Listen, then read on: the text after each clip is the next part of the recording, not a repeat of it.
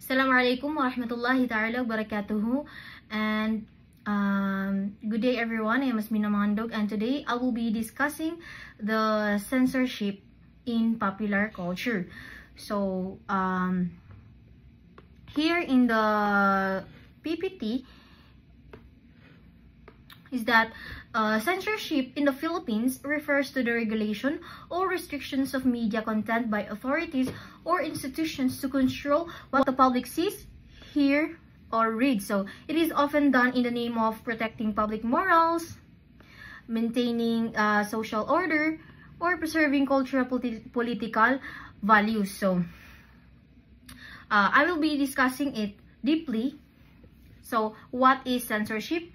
Who enforces censorship, and how it is applied, and what is positive and negative effect. So accordingly, in censorship popular culture, this refers to suppressions of content in music, film, television, literature, social media, and other forms of mass media by government, corporations, or institutions to align with political, moral, or religious social standards. Censorship is playing a huge role in the name of entertainment industry. So, who enforces the censorship?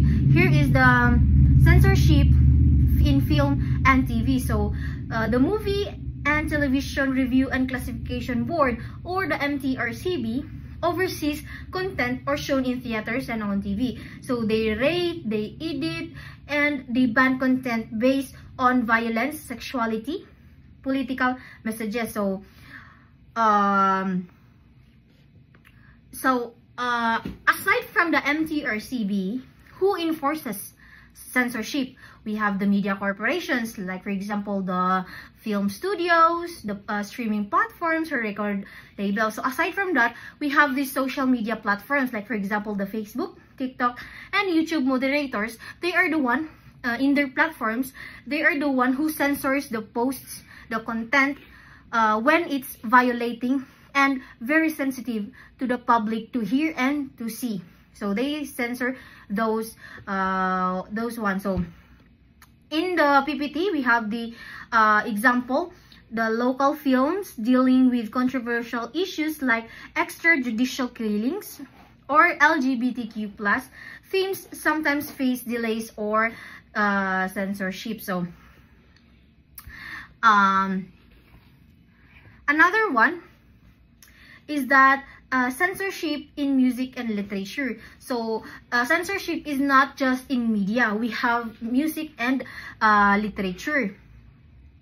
Songs with profanity or rebellion related content are sometimes banned on mainstream radio. So in today's generations, we have this music na very alarming yung mga lyrics na ginamit, like very mga bad words na naririnig ng mga tao, especially the children. So they applied a censorship. So sometimes nababan sila sa mga platforms like Spotify. Hindi nila yung nilalabas because of the sensitive words. And take note that it is not just in the bad words or in the sexually words, but also when it is about the government.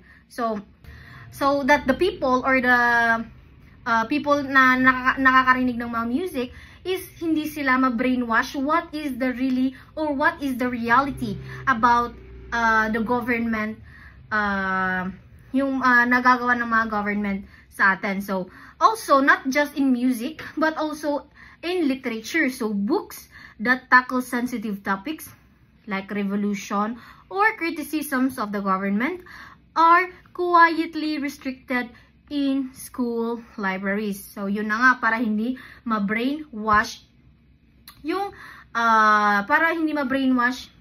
mga students or we the learners na kung ano ang talaga yung nasa government natin.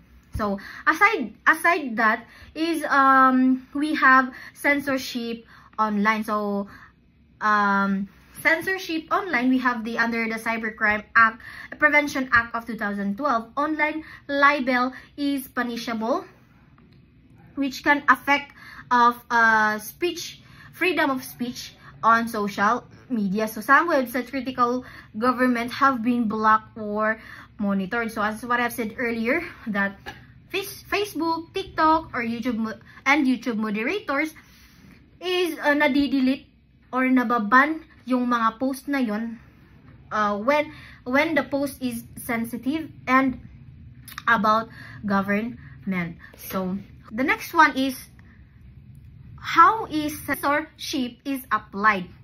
So we have editing or cutting scenes from films and TV show. Example, when the pag yung palabas has a sexual, violent, or politically sensitive content na ini-edit yon and kinakat yung mga scenes. Also, banning or restricting certain books, films, or songs. And age ratings warnings to limit access. So, not all na pinopost sa mga websites is na-access siya ng mga 18 below na age. So, we have the age limit access. Also, the blurring, the beeping, or muting offensive language or images. So, parang lahat naman tayo is alam kung ano yung tinutukoy sa censorship. Like, for example, in a vlog, kapag nagmura or nag-say ng bad words yung isang content creator, is binibip yan siya. Because pag hindi niya yung binip, pwede yung content niya is ma-erase sa platform na yon. Like, in the TikTok, pag may nagla-live selling or pa-live is sasabi ng mga bad words or political sensitive topics and other, hindi nila pwede ma-mention yung other platforms like yung Facebook is sinasabi nilang blue up, yung Shopee is sinasabi nila na orange up because accordingly to their policy. So yun yung yun yung mini-mean sa censorship, paano siya nag-work. And why is censorship used in popular culture? Of course, the first things first is to protect public morals. Like, for example, limiting exposures to sex, drugs, or violence. Also, to maintain political control. Example given is censoring criticisms of the government or the leaders. Also, to respect cultural or religious norms. Example, the modesty laws, anti-blasphemy rules, and to avoid offending audiences or advertisers, and to maintain national security or public order. So, in PPT, we have the arguments for and against censorship. We have the supporters and critics argue. So, yung mga support sa mga censorship is, they said that it protects. Yung mga agree sa censorship is, they said that it protects children and youth from harmful content and it promotes respect for Filipino values and decency. So, critics naman is yung nag-argue sa censorship, kumbaga hindi sila support sa censorship, is they said that it limits artistic and political expression. Pwede yung freedom of speech natin is nawawala and it can be used to silence the opposition, di ba? Maraming nagiging suppress about that because wala tayong freedom of speech. Hindi natin ma-express kung ano yung gusto natin ipahiwatig because may censorship. So, we have advantage and so-called disadvantage of censorship. Aside that, we have the positive sides of it is not mentioned here in the PPT, is that we have the positive effect of censorship in popular culture is that it prevents the spread of hate or hate speech or harmful ideologies, which yung negative naman niya, yung negative sides, yung nasabi ko, it limits the creative freedom and artistic expressions. And it suppresses the marginalized voices and controversial ideas. So, paano na lang yung mga taong voiceless? So, kapag naglabas sila ng saloobin nila is masisensor din naman. So, yun yung mga negative sides ng censorship. And, what are the real examples in real life ano yung real life example ng censorship? We have the China. Yung China is yung mga films about LGBTQ+ are banned in China. Or when the movie or when the film is about to criticize the government, automatic sa China is ban na yun, hindi na yun ipapalabas.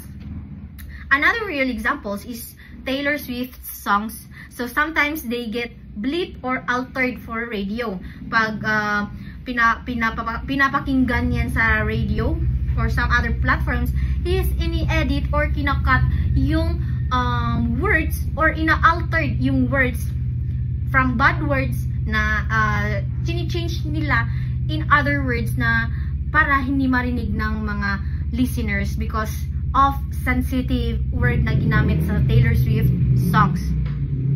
And another real example is we have the social media platform. So, as what I've said earlier, na nire-remove yung post about sensitive and political topics depending on region and its policy. So, here is, we have the conclusions. Censorship in the Philippines is a tool used to balance public decency and freedom of expression. While it aims to protect society, it should not be abused to suppress creativity or silence. Important in popular culture. So, kayo guys, what is your perspective about censorship? Where mas matimbang ba sa inyo yung positive side kaysa sa negative side? So, what are your thoughts in censorship? And that's all for my report. I hope you understand what I really meant to say in this topic because this is a very good topic kasi nai-encounter natin yan everyday life. And thank you so much and assalamualaikum warahmatullahi ta'ala wabarakatuh.